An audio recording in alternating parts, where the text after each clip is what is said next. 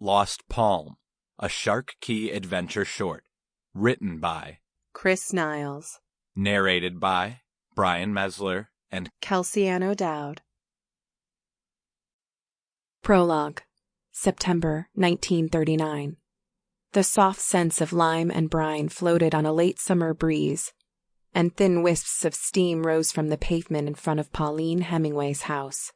Pauline sat on the wide second-story veranda overlooking Whitehead Street. To her left, the Key West lighthouse stretched high into the bright morning sky.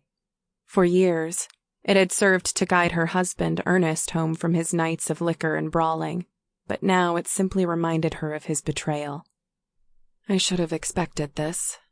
"Nobody expected, ma'am. You just gotta keep on."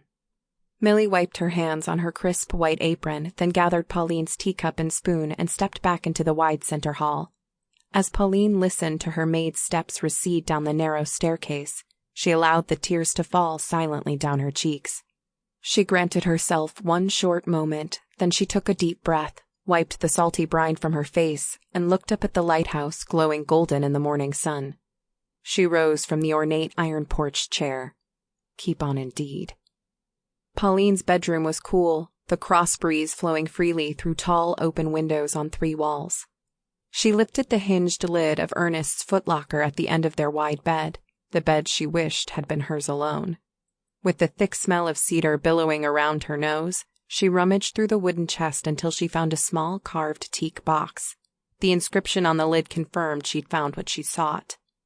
She opened the tight lid and pulled out Ernest's prized palm, his first-place trophy from the inaugural Silver Sailfish Derby. The gold-plated reel sat heavy in her hand. A fly fisherman herself, Pauline never understood Ernest's need to spend days hunting and fighting the huge deep-sea monsters. She preferred the delicate, subtle precision of landing the perfect hand-tied fly in a secret hole and teasing her prey out with gentle flicks of the line. She sighed.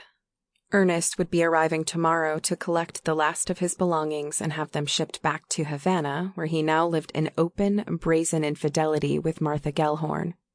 Of course he might never notice, but Pauline hoped her one small act of defiance might cut at least a small nick of flesh from his hard, cheating heart. From her pocket, she pulled a single penny and an engraved watch. The watch spun on its chain as she dangled it above the mattress. She gently lowered them both into the box and wrapped a thick cloth around the golden treasures. Satisfied, she closed the lid and tucked the box under her arm. She dressed in loose khaki pants and a lightweight, long-sleeved linen blouse, then perched a wide-brimmed hat over her straight, dark hair. Sample complete. Ready to continue?